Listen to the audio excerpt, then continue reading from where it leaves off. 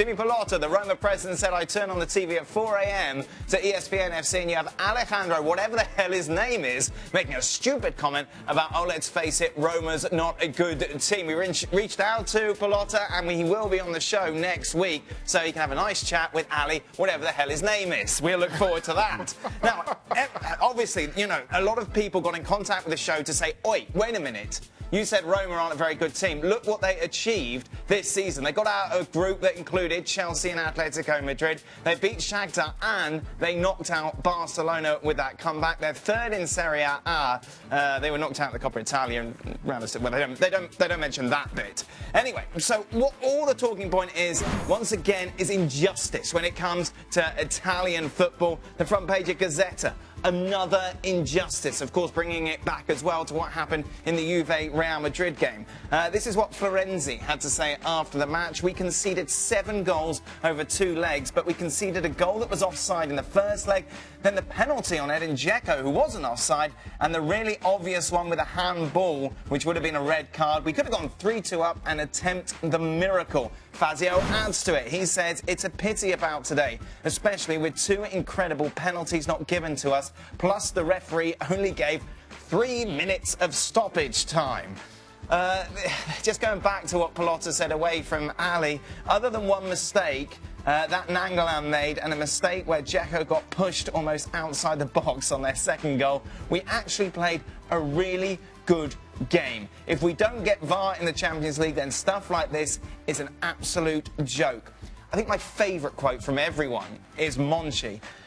It's time to raise our voices, not just Roma either, as Juventus suffered the same against Real Madrid. Italian football has to raise its voice because what we saw tonight was shocking.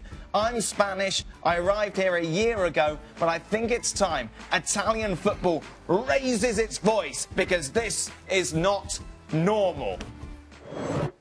Have they got a point? Absolutely not.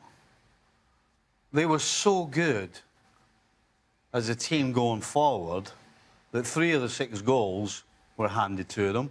They were so good as a defensive unit that not only did they lose 7 goals over 2 games, they could have lost 12 goals over 2 games.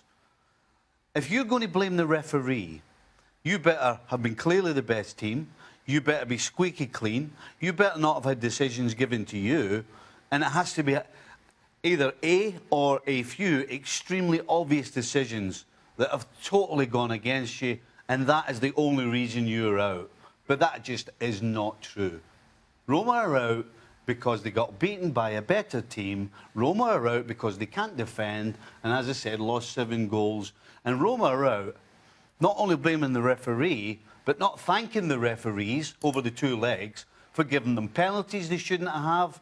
They never sent off Florenzi, who should have... You know, there are so many things that went against Liverpool as well that, of course, doesn't matter to Roma. So don't blame the referee unless your house is clean. And their house is far from clean. Shaq, before we hear from you, I want to bring Gab Marcotti into the show. Gab, what do you make of what Stevie just said? I think he has a point. I mean, if we sit down and we go through all the individual incidents and we tally them up and we weigh them up, then there were a lot of things that went against Liverpool too.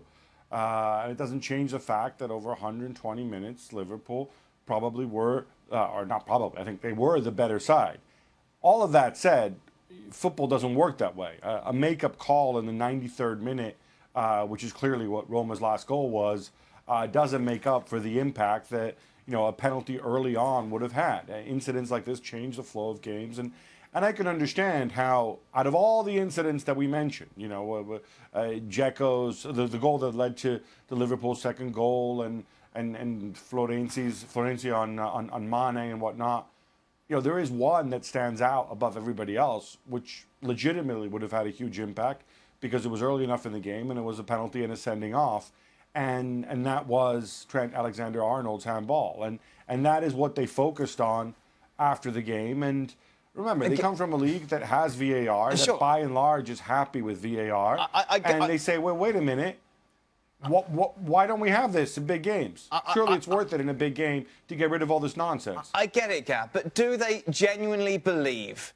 that the UEFA officials met in a darkened room before this match and thought, you know, we really want Liverpool to go through, so we've got to give them all the calls ahead of Roma. This is just mistakes. It's just errors. There's no conspiracy, is there? Dan, that's ridiculous. Nobody said that. No, Well, nobody Monchi said that. did. Monchi said Nobody it's time for the believes Italians that. to stand up and to fight against these injustices. Yes, and what he's Look at talking us. about is VAR. So why bring what up he's talking Juventus? about Why is does he bring up Juventus, Gab? It's completely and utterly unnecessary. If you're going to say No, that it's not. Dan, maybe you weren't paying attention before, but Juventus made the point that we want VAR. They want VAR straight away. Roma made the same point. Napoli made the same point. The head of UEFA's referees, who happens to be Italian, Pierluigi Collina, together with other people at UEFA, think that it's not ready for the Champions League. That's what he's talking about when he says we need to make our voices heard, we need to get more respect, blah, blah, blah. And the implication is that if Real Madrid wanted VAR, you'd have VAR tomorrow. That's what he's driving at. He's not talking about a conspiracy in a darkened room. So, nobody except for some fool with a tin hat actually believes that. I tell you what, I absolutely disagree with it 100%. There's no way anybody can sit down and read those comments from Monchi and say he's talking about VAR. It's impossible. It's impossible to come to that conclusion that he's only solely talking about VAR. It's impossible. It's entirely possible if you look at the whole quote. Well, I tell he you talked what, for like 20 minutes. You're only picking one thing you're out the of only it. person. He doesn't think there's a You're the only conspiracy person against over them. the last 24 hours that I know that has actually taken that from that statement. Right, Shaq. Let me say, I think the comments you're getting from the Roma camp are pointing to a lot more than VAR. Regardless of how it's framed at this point, there's a deeper suggestion to that. And as much as I understand the emotion, as much as I sympathize with the hurt, especially going out in this manner, especially how you come back and you got the miracle against Barcelona, to come this close and not get through, again, it hurts. But when the dust settles, you have to understand that Roma were 5-0 down after the first leg. And as much as you may want to point to the first goal being offside, you know that this is a two-legged tie, and this is 180 minutes. And if the first goal is offside, that doesn't mean that you throw caution to the wind and just gamble and play yourself out of this game. Now, the fact that Liverpool let them back in, both at the back end of the first leg and the back end of the second leg, points to Liverpool's issues, which we've spoken about in depth. No, but Shaka, I'm sorry. This is what annoys people, right? It's Liverpool letting them back in because Roma are a bunch of stiffs. As Ali said the other night, they're no good at anything. They can't do anything. The only way they score is if the referee gives them stuff or if Liverpool are so bad they let them get back in. The fact of the matter is, the last 45 minutes, when they were down and out, they did their best and they scored. Any good European team at this stage of the competition, 5-0 up, you do not concede too late on. You're 2-1 up away from home to go through. You do not concede late on. I'm sitting next to a man who's played in great European teams, and they would not make those mistakes. Really? We've criticized this Liverpool team for doing exactly this. Don't go there with me. Not today, Gab. No. All right. Shaka, as I recall, Real Madrid are 3-0 up at home on aggregate against Juventus. And we what didn't criticize them. They concede 3 times, but I guess they're a rubbish team too, with your mate Keylor Navas in goal. We made the same criticism about them, guys. Everybody's bad. Nobody's good. Everybody's bad. We made the exact same criticism about them. We made the exact same criticism about Barcelona. But Roma are immune to the same criticism when they make those same mistakes? Gab, can I ask you a question? Well, no, Roma didn't make... Yeah. We go back to the Monchi statement, right? There's a line in there that 100% gives it away that he's not talking VAR. When he says, I'm Spanish, I'm not even Italian. What does that got to do with VAR? That is 100% saying it's the Italians that are getting stiffed every single time. Why does he bring that up? We're running out of time. I just want to get Julian's point of view on everything you've heard, Jules, from the boys. What's your take on it?